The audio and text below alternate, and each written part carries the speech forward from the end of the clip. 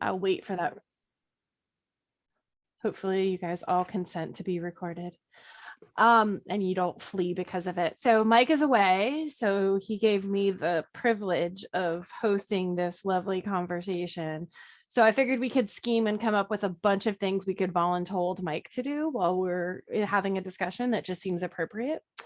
But anyway, welcome to AT Town Hall for Monday, September 27th. How's everybody doing? And has anybody had a wonderful success they would like to share?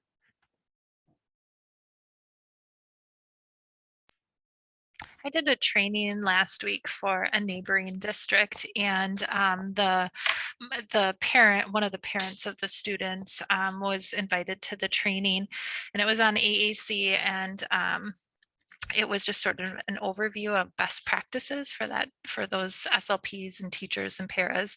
And the mom came up to me afterwards. I had tried connecting with her before just to see if there was anything she felt really important. Her daughter has Rett syndrome and uses POD. And so that's where they've asked me to come in and consult a bit to get it used more. She's transitioning from the middle school to the high school. And the mom came up to me afterwards and then posted later on Facebook that she'd been attending professional development for 14 years, and I somehow managed to take every single tidbit of information that she had gleaned from that 14 years of PD and wrapped it into a 2-hour training. So that was really just a little pat on the back. Like, I felt good, like I was spot on for that parent. And I think the team was a little maybe overwhelmed with some of it, as it wasn't stuff that they knew beforehand, but open to considering some of what I said. So exciting when you kind of jive with what the admin in the building and the parent were both thinking. So you always want to be a good PD and not, that PD that people have to sit through and You feel don't want to bad be the about. mandatory PD Yeah. that people are annoyed to be in. So it was But a good way to end my Friday. yeah, for sure. What do you think was different about it for the parent? Do you think it was like a way that you chose to present things, or what do you think made it more better? Um, I don't know. I think it was just, some of um, the do's and don'ts of AAC. I think it just sort of summed everything up that the parent knew, but maybe, she'd been attending. She's a very educated person, and she's attended a lot of her own PD, and she, has a daughter with a disability and has really become an expert in a lot of ways. And so I think it made her feel good about the knowledge she knew and validated. But I also think that the staff weren't necessarily on the same page. One of the we talked about how there's no hierarchy of AAC, and one of the speech therapists said, 15 years ago when I went to school, that isn't what we learned.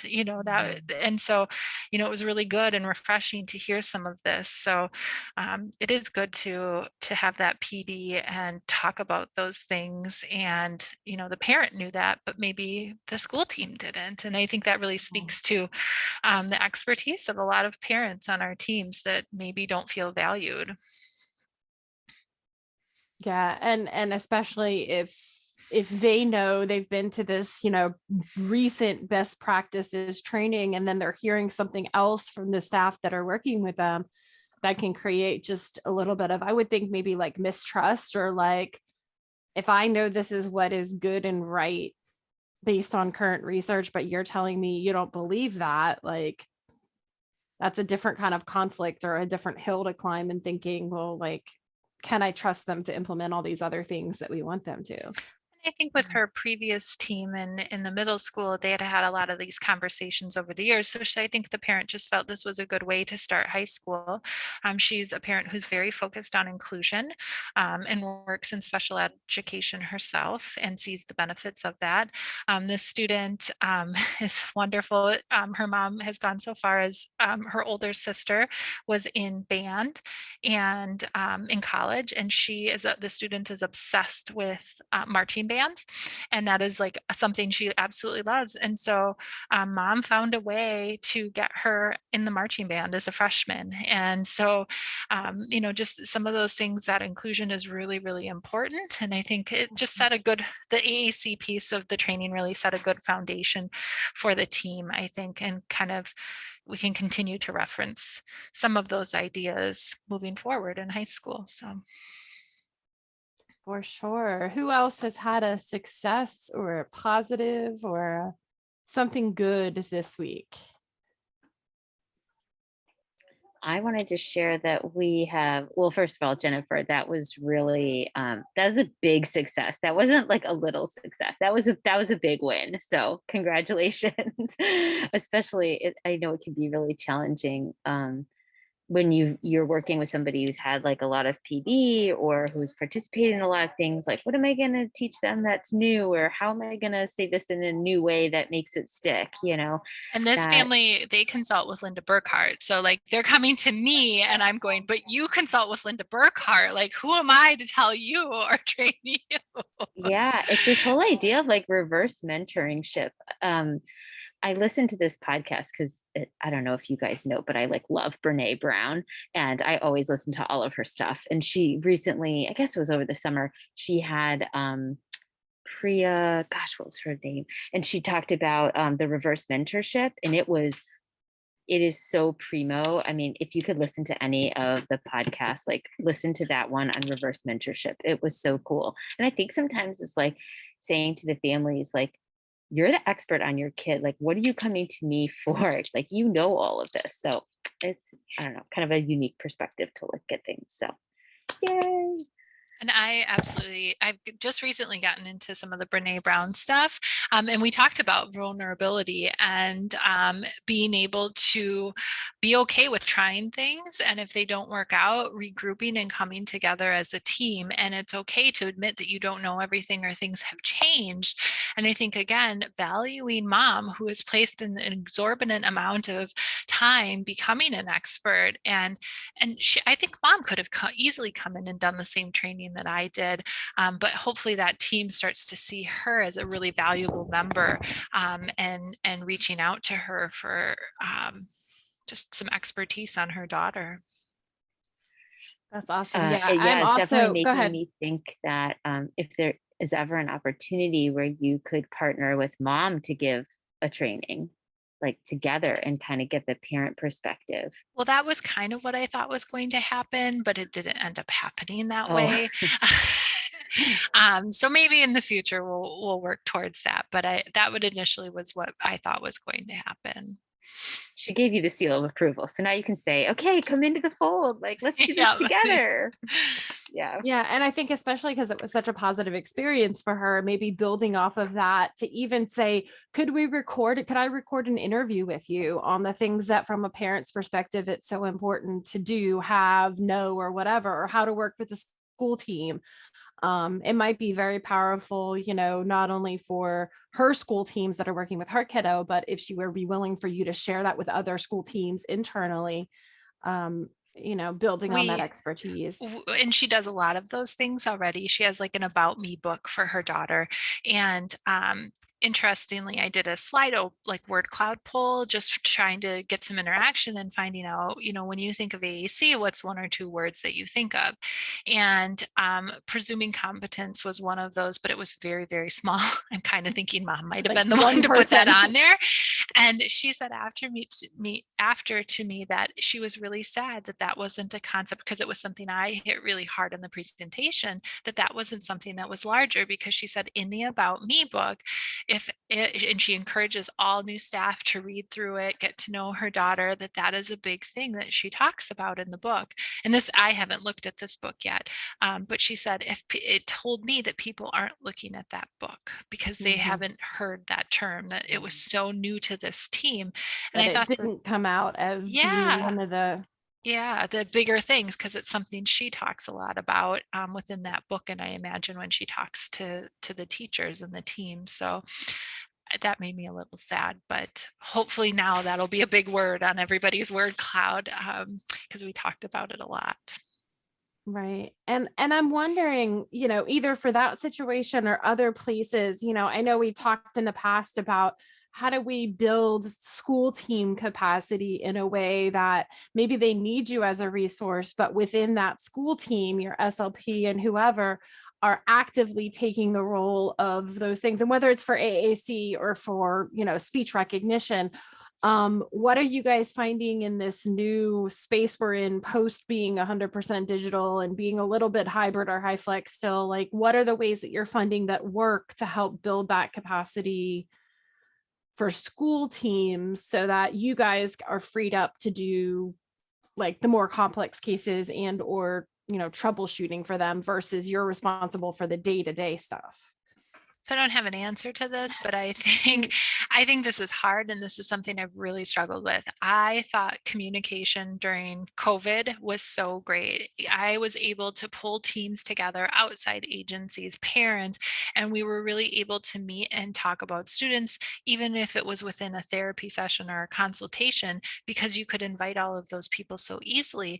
And now that we're sort of, I mean, even though it's more that high flex, I think we are going back to more in person. And I'm missing having those different people more involved in those conversations. And I'm going back to, and our teams are missing having that one day a week. We had one day a week where we were meeting virtually and there was no school. So there was time for collaboration. And now we're back to that. Well, there's 10 million meetings after school or before school, and we don't have time to meet. I had a teacher tell me there's a pretty high need student, and I wanted to get the team together to talk about collaboration. So it wasn't just me coming in and saying, this is what you should do, because I need that buy-in and I need them to be implementing, and I want their opinion. And they couldn't find a time for over 3 weeks, at which point I said, well, this is important. How about I just meet with the SLP? She can lead the meeting, show you some options that might be out there and lead the discussion. But this is also a new SLP to our district. So I felt like I wanted to coach her and offer her some support, but it's just, 3 weeks to have that conversation and continue to go without any sort of plan or communication is not acceptable either. So I'm struggling. Yeah. And I think that's a common struggle, that gap of services. I mean, I'm definitely feeling that here too, where it's like, okay, let's all get together. And I'm shifting, like, I want to have those virtual meetings with everyone's face in front of each other. But I'm shifting back to what I did pre-COVID, which is like a collaboration Google Doc. And it's not the best scenario. Like, and I know you've made like the Google Slides that you've used to kind of have everything in one place. But in trying to juggle everyone's schedules, like I can't wait 3 weeks to have, images that you can model off of, or, ideas. Like I can't, the kiddo can't just hang out in school for 3 weeks while we wait for that to happen. So I'm kind of trying to do a hybrid model of that, I guess, have things available in writing that a school team could contribute to. And then at the same time, keep trying to do that face-to-face consult or modeling. I don't know if any of you other ladies have a piece of the solution, because I don't think any of us have the solution, or we wouldn't have jobs. Yeah. I have to say that I'm with you, Jennifer. I've had a bit of the same, I don't want to say disappointment, because that just sounds like, I don't know, but I was wishing that more of this would kind of stick and how we could work this out. And this is really like, I was talking with somebody, one of our assistant superintendents, and she said, I kept saying, this is like after COVID. She goes, it's not after COVID. This is like COVID 2.0. And it's just like, it's not a new normal. It's just a new chapter in the same thing.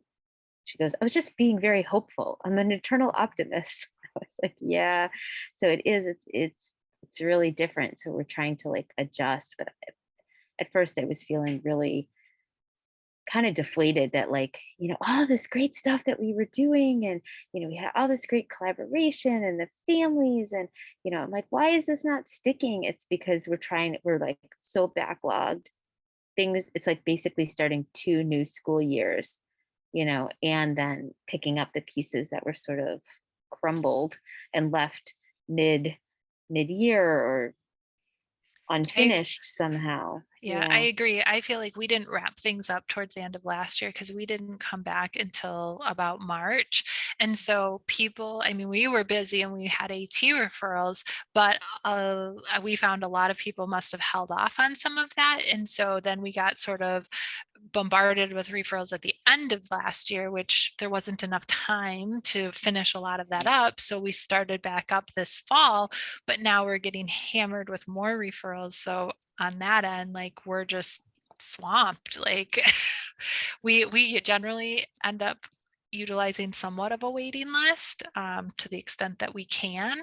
And that usually doesn't happen until second semester. And we're already to the point where we cannot keep up. Like, and we're trying to not come in with that expert model, but more of that coaching model and needing our SLPs and teachers who are stronger to really pick up the pieces, I guess, because we just can't be everywhere at once. So we're spread really thin. And Alyssa, I agree. Like I'm trying to do a lot of my Google Slides, things written down with ideas, but that takes a lot of time too.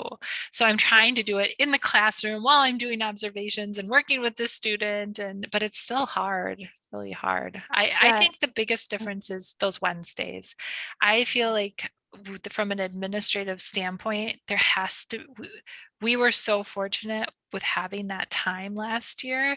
And I mean, I can't tell you the number of teachers who've been in tears because they're so overwhelmed this year and not having that time to create materials or make adaptations and stuff. I think, I don't know, there needs to be some sort of push that we do have, I don't know, less meetings. I mean, I know every district can say the same thing. We need more collaboration time, and how that happens, I don't know, but I think the proof is in test scores and, happy parents and kids that are getting their needs met when we have a little bit of extra work time to be able to collaborate and create the materials that need to be created. Yeah. And we didn't have that last year. We went back, it's Florida. We went back to school on August, whatever, just as if nothing had happened the previous school year. And I know we had huge staff turnover because of that. And even this year I've had just in the over the weekend and today, I had two very I really had to pull out all my little coaching tricks to be talking these staff members through no, it's gonna be okay. We're gonna figure this out. And was that what I was planning on doing today? Not necessarily, but that's what was needed. And I'm trying to do the same thing, update the Google Doc while I'm there, but I was there today, adjusting a kid's wheelchair mount. I can't be typing in the Google Doc while adjusting a wheelchair. That doesn't work. So at some point today, I got to loop back around to it. And it's just not, I definitely have feel a little bit of imposter syndrome because I just presented for my group last week about tech tools to work smarter and not harder. And I'm and now I'm in the weeds with those tech tools. Because we have more screening referrals than we've ever had, and trying to keep up with where all those kids are all at the same space. It's whew, how do we do that and still want that school team to take ownership of it so that we can provide supports, but not can't keep up. And again, we want to be in the space where we're in a good space to be able to provide the service that we need. And if we're constantly, with that scuba mask and underwater, that doesn't work so well. I don't know. Sarah, do you have answers? You have all the answers in the world. No. So what I'm trying to do and things that I'm trying to take from last year are I made a bunch of pre-recorded videos on getting started. So I'm still sending those out to try to be in the interest of time, just really when you're first introduced to AAC, these are the things I want you to know. And I tried to make them really short and you don't have to watch them all at once. And then I've advocated with our administrators to get people paid for that. So if anybody's watching them outside of work, the principals will say, yep, do a timesheet. And I said it takes about an hour to get through the whole thing. So just pay people an hour. So that I think has been helpful. We're all back in person, but still doing a lot of virtual meetings. So it's funny. I'm actually having more success doing in-person meetings, which I didn't do a lot of last year. But if I say like, I'll come to you, people are kind of more like, okay, let's just come into my classroom. I need to eat lunch, but if we sit far apart, that they're kind of more willing to give me that kind of time than scheduling like another virtual meeting. The other thing I've tried to do for a while is again talking to principals, and I take staff meeting time. So if people already have to be at a staff meeting, so they already know Wednesdays at 2:00 we're going to have these staff meetings, and I'll say, can you release your staff just this 1 month to me, and I'm going to do some stuff with them, and they're usually okay with it. And then I find like teachers and the other people on the team are more willing because they're like, I have to be here anyways, and I'd actually rather do this than like listen to the COVID protocols or whatever at the staff meeting. So trying to not asking for extra time, but seeing where I can make more flexible time. And I've just really done that with like advocating to admin and to principals and stuff, which has been pretty successful. But it's still hard. We were just talking about that for training some more cross-cat type teachers that have some students that use AAC, but we were talking about we had a lot of success using the Project Core videos last year, sort of, I think, kind of what you do, Sarah, with your own videos. And then I said, well, if we have them watch them asynchronously, then the conversation, because the power is really in the conversation that we have about those videos and about those students and how they apply to the students and that staff is working with. So we can focus and maybe just have a 30-minute meeting after school rather than watching the video together and doing all that. So I think some of that learning of, well, we can do some stuff asynchronously and then come together and maybe just have those conversations, those really meaningful conversations, if everybody has that common knowledge already. Yeah, Jennifer, I love that you said that because we're trying to do that. So we have our administration has said it's mandatory for anybody who's teaching in special ed and SLPs, OTs, PTs, vision, teachers of the visually impaired, teachers of deaf and hard of hearing, they all have to take Project Core. So it's a department-wide initiative, which is great that we have administrator support. So they take all 12 modules. And so we can kind of do like a flipped classroom thing. So people will come and they'll already have done all the modules. And then we can say, all right, let's dissect shared reading. Let's dissect independent writing.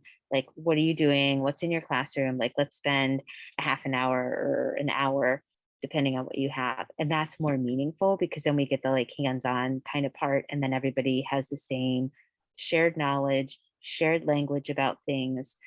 And I love the Project Core videos. I have to just say, because it's really hard to find a resource, in AAC that's not vendor driven, that's research based. They're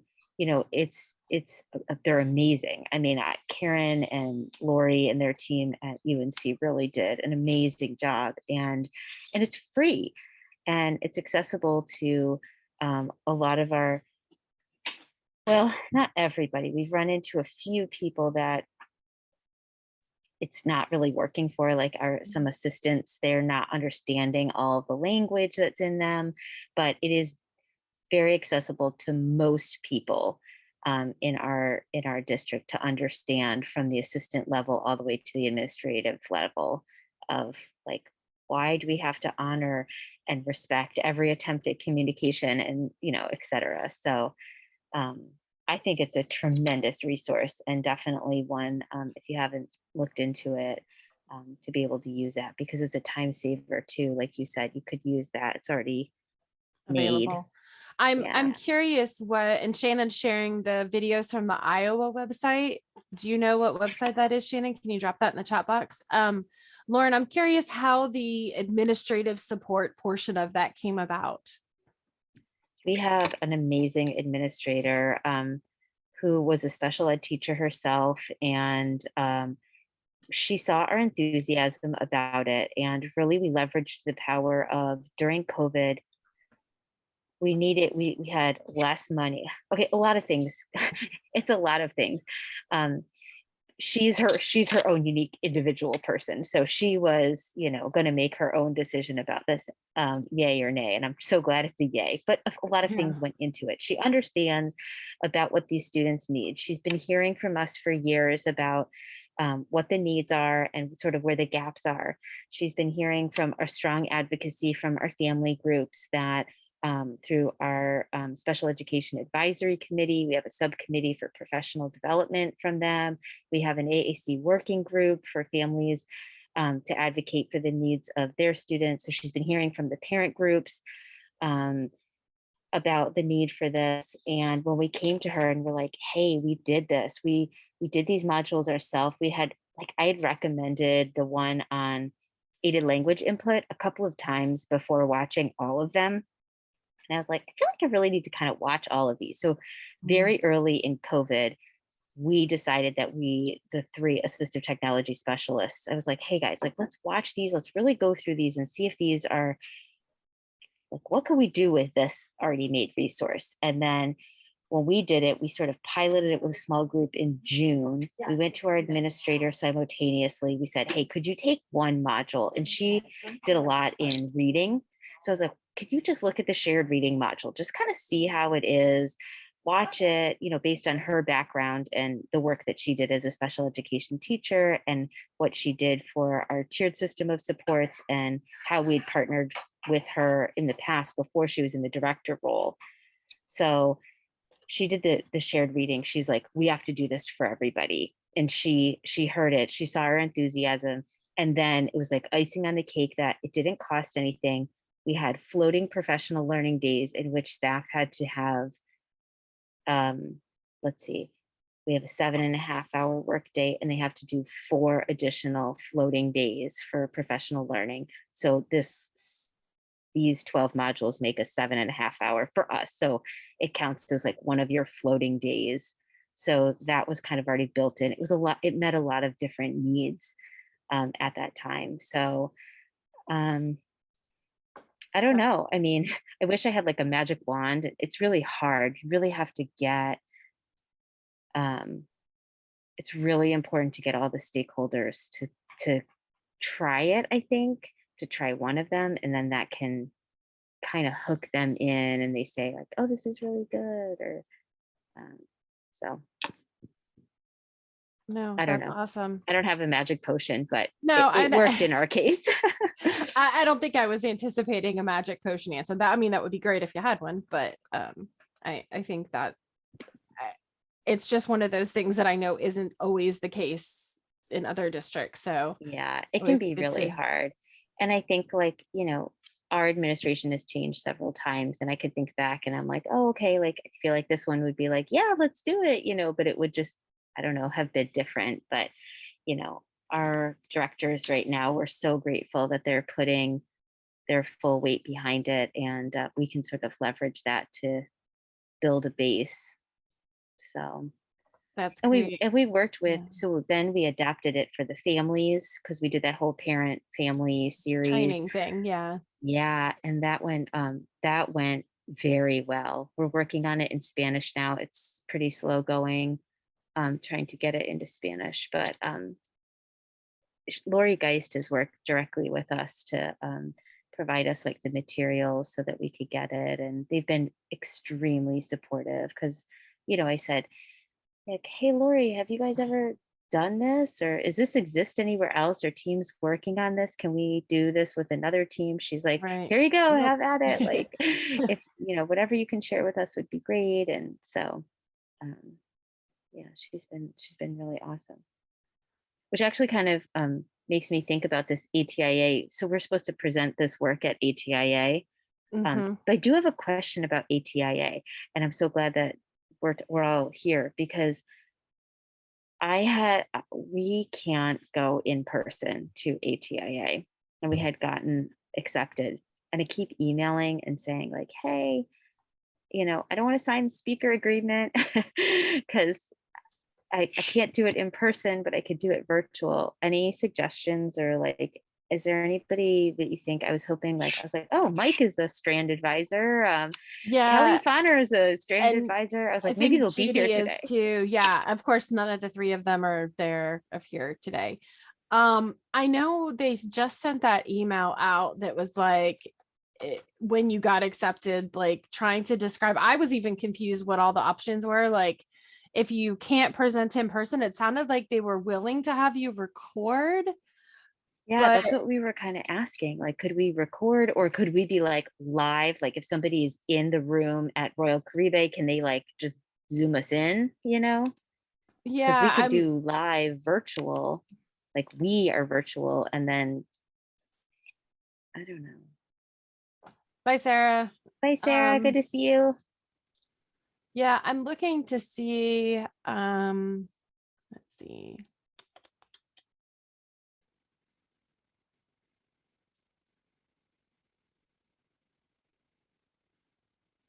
So it says they will include an in-person event and a virtual offering of the event. Some rooms will be set up to live stream or record the in-person presentation, then those will be included in the virtual presentation. So I don't know, because it doesn't seem super clear. And you would think technologically, like, I don't see why they couldn't do that. Now, whether, Yeah. oh, Judy is here. I was like, oh, I see Judy's name in the chat box, but Judy is here now. Judy, do you have a specific name of a person that she should try to reach out to?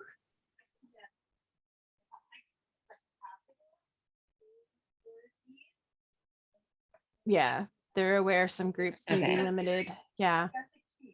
Okay. Because I know I had replied with a question just to the like education at email and still haven't gotten an answer either. Us too. And it was like coming down to the deadline because they said you have to, you know, sign the speaker agreement by September 30th. And I don't know.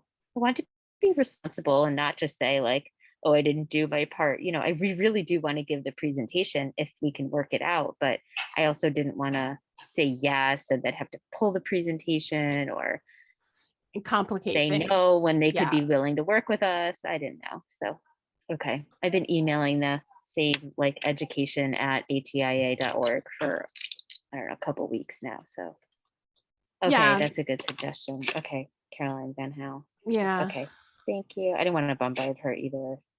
Okay. That is a good solution. Hi, Lori. I see you're back on camera now. How's it going in your neck of the woods?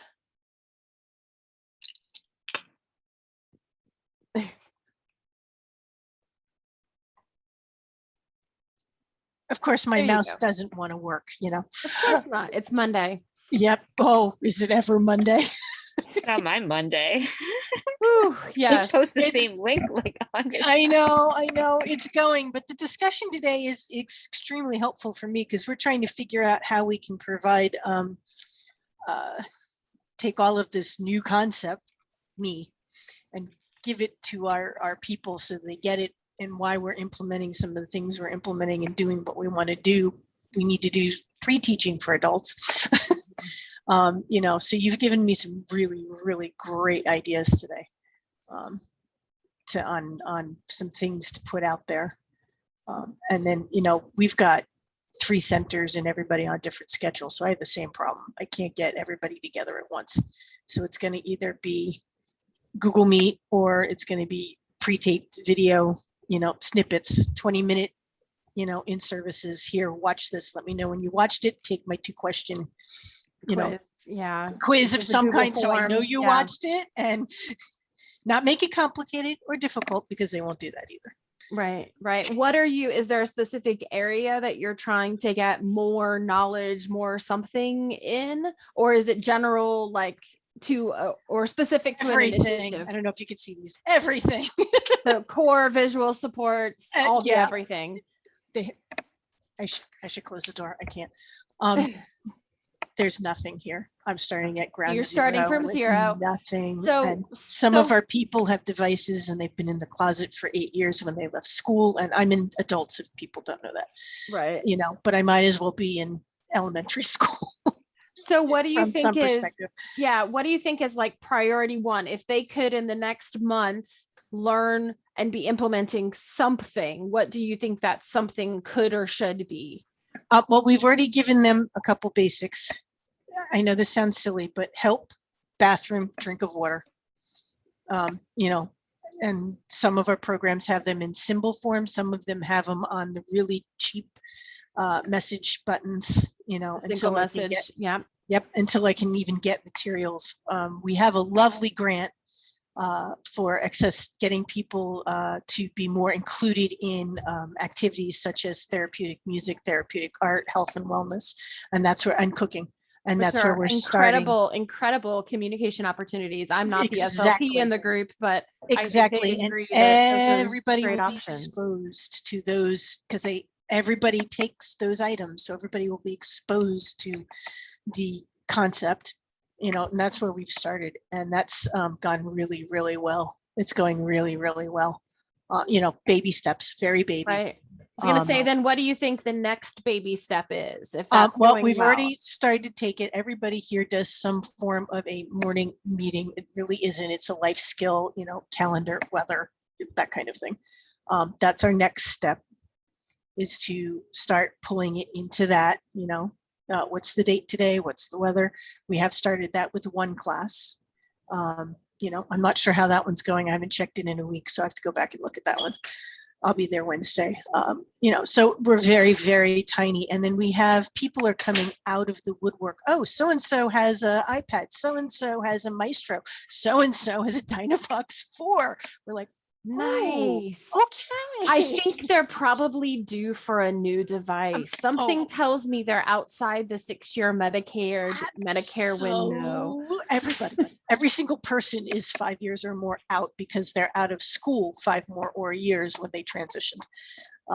So is there a person that can help with those like evaluations and requests on your end of the adults? Me. It's me. And I have a speech therapist that I work with.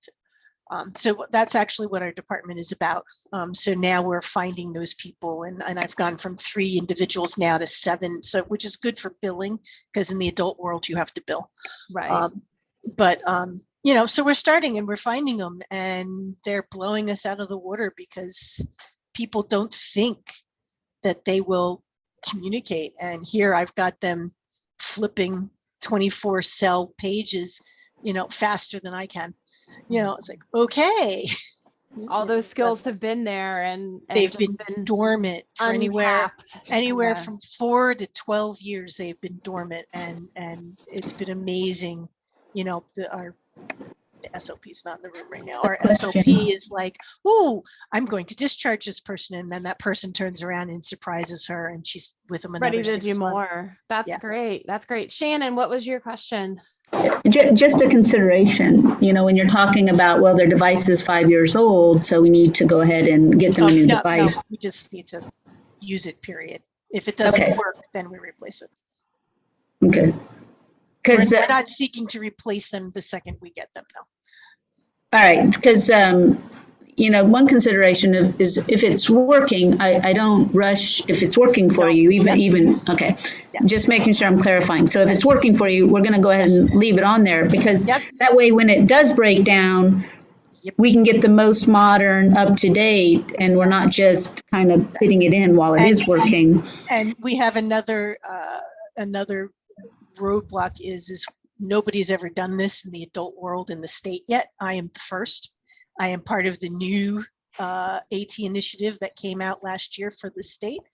And we are the first, the SLP and I. So we've taken 6 months now trying to get somebody a replacement for their device, because we've had to jump through the hoops and the hurdles of how do we do that? Who do we talk to? Because it's all done through the state. Lori, what state are you in? New Jersey. Jersey. You're with Jersey. Okay. Yeah. So it's and I'm coming out of Pennsylvania.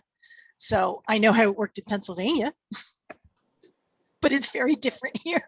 Mhm. Lori, I'm Yeah. really excited to hear though that you're working with that adult population. That's been a Yes. constant frustration for me. I always worked with high schoolers when I was Yep.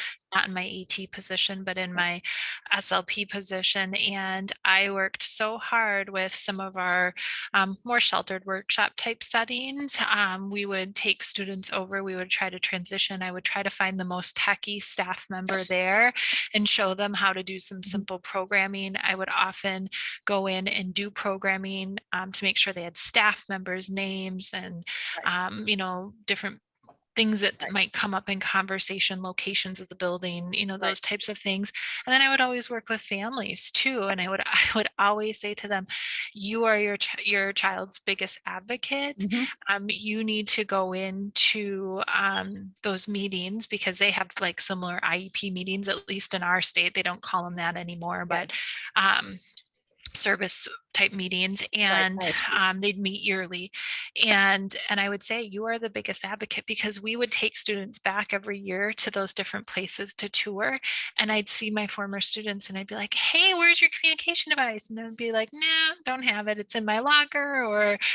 Or the staff then would be like, what are you talking about? What device? And I had worked so hard in the school to like get that in place. And it continues to be a frustration for me that happens like time and time again. And so I think what I would urge you to do, and what I've done a lot in my work in our district, has been really developing those relationships with staff, because their idea of AAC, just like I was talking about in the beginning, is probably very outdated. And so you have to really develop those relationships with people before they will even start to consider to change. And so because again, it often is very uncomfortable. That's going back to Brene Brown, that vulnerability. And you think you know what you're doing, and then here comes somebody saying, no, this is the way you should do it. And that can be really scary to people. So, really focus on developing those relationships with people, and getting them to start to trust you. And then I think you can start to slowly like embed yourself, like you said, in cooking classes and things like that. And they start to see those individuals and what they can do as you work with them. And then they're like, oh, tell me more. Like, oh, why did he do that? And that's your little in that you keep building on. We're casting the pebble and the ripples will come. And it can take a long time. You want it to happen overnight, but it can take a long time. I came from a place where I told myself in 2 years I would have this, and this done. It took 5. So I'm not even starting. I'm saying, okay, we're going for 5. But we do have some really, really amazing people here who get it. So we have awesome. a nice tiny ripple starting. The other thing we've started is we now have a technology consortium with all of the people in our agency vested. So we have preschool, early intervention, elementary, middle, high school, and adult, all now starting something similar to the AT Town Hall, only with more of an agenda, so that we can have it go all the way over. So they're not coming here, graduating, and we don't know they have a device, among other things. So it's going to be interesting in 2-3 years to see where this is all gone. We're on the very basement foundation of something that could be really amazing, or it could completely flop. We're going for the amazing. Go for the amazing. Yeah.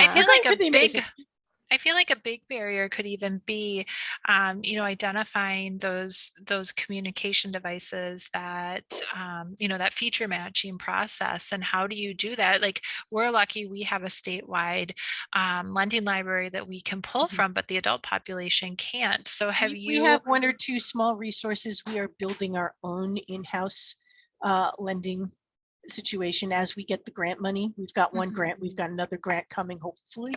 I have my 3D printer now.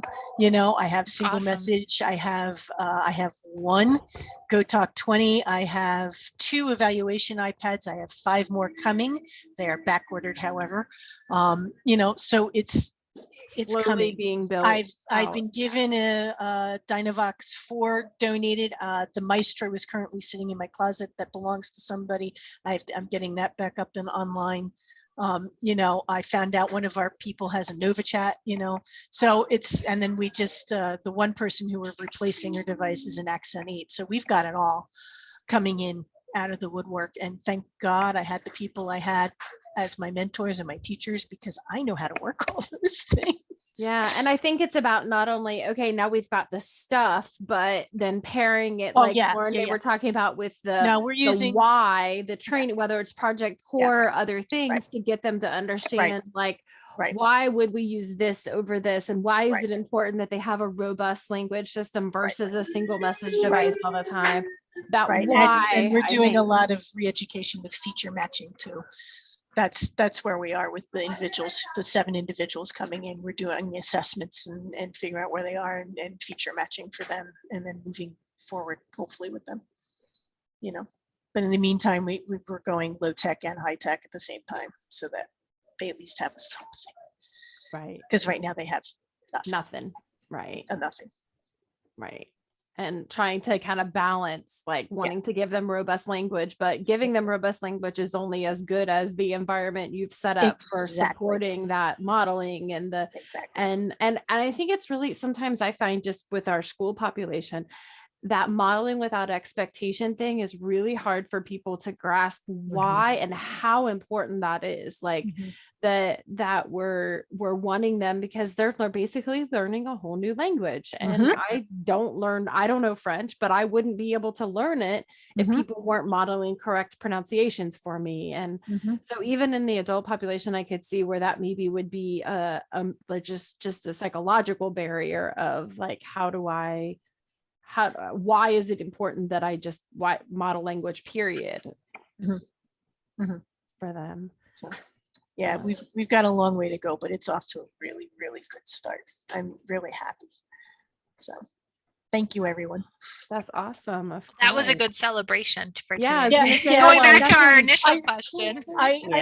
I was sitting on that one, and then I got interrupted. I'm like, do I, don't I, do I, don't I? You always the answer is do. Always the answer is share. Well, then we got interrupted, you know, had to pop out for a minute. No worries. No worries. So we have about 10 minutes left. What are some other things either going on or things that we feel like maybe we want to address? Apparently there's a mystery host for AT Chat this week. I asked Mike who it was, and the answer was, I don't know. I haven't seen the questions. There's a guest moderator. I'm like, all right, so it's a mystery. I wasn't able to attend Mike's AT professional development that he had last week. Any good sessions to go back and watch that hit home for anyone who attended? Many of them. So when the recording, you're supposed to narrow it down for me, Lori. That's what I got a limited amount of time. So which ones are the ones I should go back? When they are all up and running on the recordings, go to the grid and pick 2 that interest you, and that will lead you to some of the others.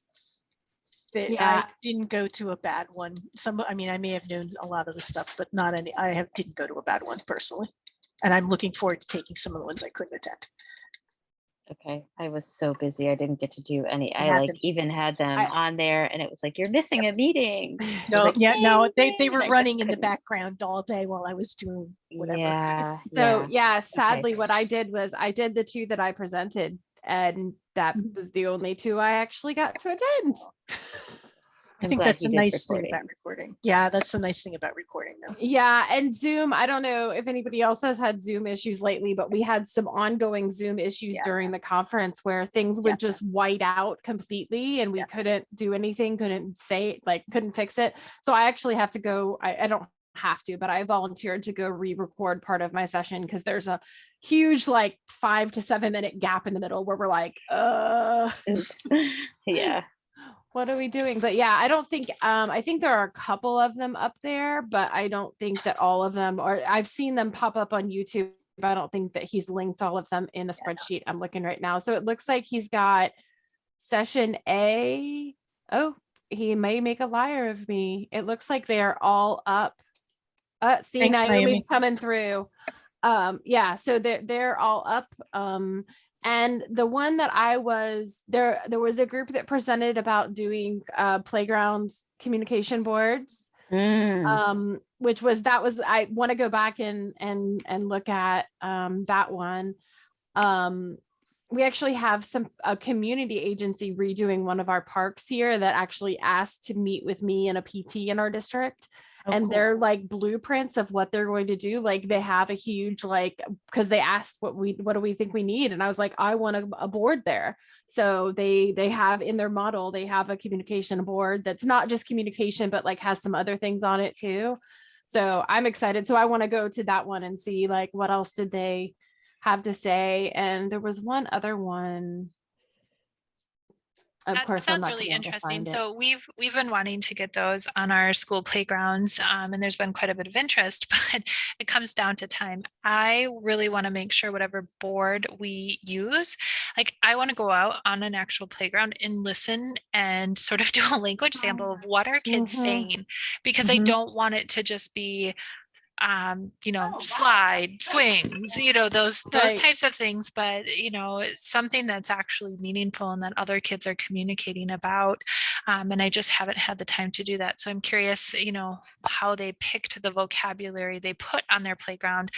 I feel like people are putting these playground boards up a lot, but what If sort of it's thought just goes static, into- if it's just static core, I don't know that as helpful as other my vision for it would be kind of like a little like the old flip and talks, that like there's some movable portion of it that gives you fringe that would not be just like to me, like playground. Well, yes, that's an important word, but you're already on the playground. So are you Yes. likely to say the word playground when you're on the maybe?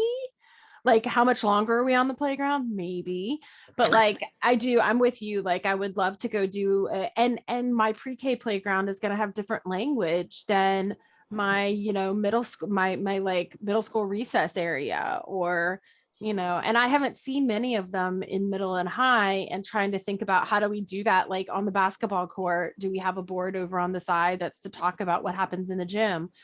So I was hoping maybe that some of that was in the presentation, but Yeah, we sort of stalled in this phase because we had such deep consideration of like, well, what words are we going to put up on there? We need words like climb, jump. I was like, well, what are kids like doing? Like, it depends, Right. It really depends, but they're like playing tag and I don't know. You need to do a little language sample. Yeah, go ahead, Shannon. Actually, I've had a lot of really good discussions about this, and we've got some larger districts that have put the boards on the playgrounds. And my observation is you've got a location factor. So if they have to run all the way back to the fence to communicate, well, then you've kind of lost the moment. And so many of my kids, we do little, like we'll have a classroom system. I really feel strongly that you should have a classroom system, and I've advocated on that because kids shouldn't always have to run or be responsible or have to hold their boards.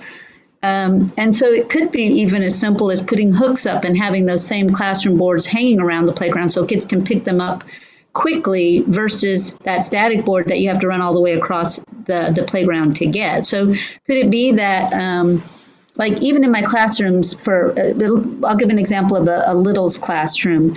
We have a classroom communication board. It's your main fringe. And then there's a little hanging up fringe vocabulary for that center area or that topic for the day that they can be responsible for putting up. Well, you could have that same fringe on that portable board and just have them hanging out. And it could be as simple as having the paras go and hang them out around the playground. But I've been watching some of these playground boards, and I think that the thought process is good. I think there needs to be more research in regards to the validity of it, because we're spending money on these, and yet it interrupts the natural flow of communication when the kids have to leave the slide to try to go and communicate, when they could just have a little portable board right there. And so, yeah, and Jennifer, that's perfect. mini file folders. You can get them on Amazon, and we put our core. You can have fringe. You could even make a teeny tiny flip like what Alyssa's saying. But I think, doesn't it speak volumes about, like, should we be putting our effort more into advocating that those communication systems go with the student at all times? And if if they don't take their boards out to the playground, that something like this is available. And again, what material can you make them out of? And it would be all weather to where they could just suction cup to the thing and hang up there. Like, Elisa, and then going back, once again, I think there just needs to be more research on this, but I don't have a problem with the big board. I don't want that to be misconstrued, because there are times when you're doing lessons out there. And so where is, like first day at the beginning of the year, I observed some playgrounds. And so you've got the teacher saying, you've got the rules of the playground. And so then it would be handy to kind of have that big board there. But once again, you really need to be looking at the location of it. And many of the boards that I've seen, it wouldn't necessarily be a location that is, that's like, well, we had to keep it out of the way of the lawnmower. Well, it's not really conducive to kids. I do like the zip ties with the vinyl boards that we can actually even put on the playground equipment. That's worked really well. But once again, if the kid's down at the bottom of the slide, they have to run all the way back over there to communicate something. So I just I think that they're beautiful, and I think that the intention is good, but I would like to see, go ahead, Lauren. No, I think Lauren's got to go. Oh, all right. Yeah. So, and we only have a minute left. I was thinking more like, okay, so I have a bunch of these like IKEA placemats that we're going to make into communication opportunities for mealtime. And it's the same kind of material I was looking at to think, like, could we put some boards out there that are suction cup next to the slide, that are next to the stairs, that could have the word, help me up, whatever would be needed in that spot, rather than a board that, like you're saying, Shannon, would take them away. And I don't know that it's an either or. Elisa, then you have one more problem, and I always do when I'm doing my core vocabulary training, which I've done all the way across the state from Texas, which everyone's done. It's a big thing now. But I always take, and I'll share that activity that I do, but it's a keyboard that I have printed on one side is your computer keyboard, and it's the keyboard of the fake keyboard on the other side. And it's my favorite activity. And we will race at the beginning of my trainings, and I'll have everybody type their first and last name, raise their hand. Then they have to flip the board over, and it's a different keyboard. And so even your placemat idea, you rearrange. So it's great to have those words, but what about their portable, let's make their system portable enough that that they're still using theirs, because you're not modeling on their system, on their keyboard, on their placement, on their motor plan. So right. It's tricky. I think it's the balance of how do we provide accessible fringe, knowing that if the choice is there's no vocabulary there to model, because right now they're not bringing their devices. To me, it's like, what is the best battle to fight? And again, I don't think it's an either or. I think it's a both and of how do we make systems that are as accessible as possible, that can travel for the students to use. And again, like it's why I think I've not pushed or moved hard on the playground boards, because I don't have a clear answer on the best way to implement it in a way that's not pulling them away from the system we're designing for them to use. Another consideration, because I observe this quite a bit, is I worked in the schools from 2001 with students with AAC until 2015 when I started working at the place I'm at now. So I've been 6 years here as a training position, but before that I was on the front line. And I'm really proud of the fact that one of my students right now is at Rice University for mechanical engineering. And he has probably been my best teacher because he's a brilliant soul. He has cystic hygroma, and there was no cognitive processes. It was strictly physical with the trait that he couldn't communicate. He uses an iPhone now with a voice, speech to text, because he's a brilliant mind. And he was really my biggest teacher. And what I observed with him was he had the old Toby Dynavox, a Toby 5 that was huge box. And by the time he walked into the cafeteria, that device ended up inhibiting his independence in the cafeteria. So for him, we set up his low-tech board so that anything he would eat, and all of his food was pureed by the cafeteria staff, anything that he would eat on that tray, he could still carry with that low-tech board, because there weren't a lot of conversations. They're in there actually sitting down for like 10 minutes. That's a very loud environment, so you couldn't hear his device anyways unless he turned it to blaring. Then it annoyed all the tables around him.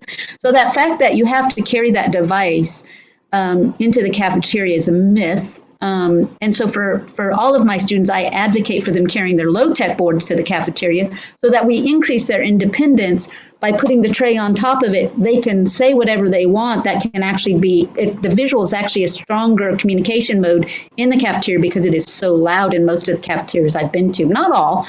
So there's just some considerations in regards to that. Tangent. Okay, I'll step off. Sorry. No worries. No worries. I just was being conscious of what time it was and that we have officially reached the end of the hour. But I didn't want to have anybody not be able to say or finish a thought. Anything anybody else wants to share before we wrap up for this week? No, good conversations. I always appreciate what y'all are talking about and doing. So. Yes, thank you.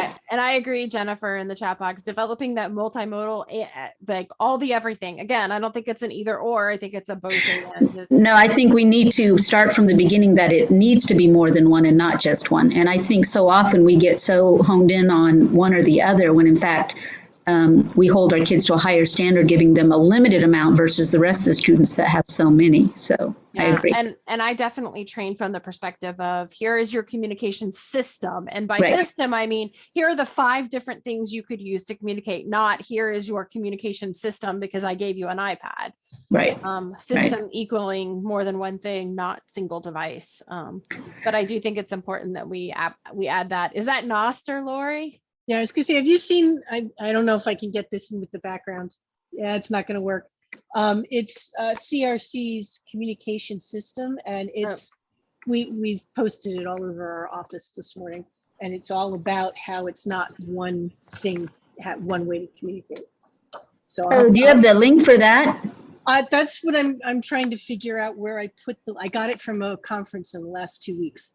So I'm gonna have to figure that out. It might have to wait till next week. Perfect. For me to get you a link. All right, y'all take care. Thank you so much. Yeah, no worries. Thanks, Shannon.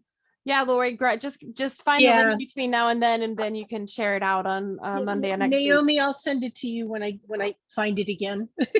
I saved it. I just don't know where. Yep. And then next Monday we'll loop back around to that piece of the conversation. Yeah, no, it's a really good chart. How it's not just one way. Anyway. Perfect. Have a great day, everyone. You too. Have a good week, guys. Bye.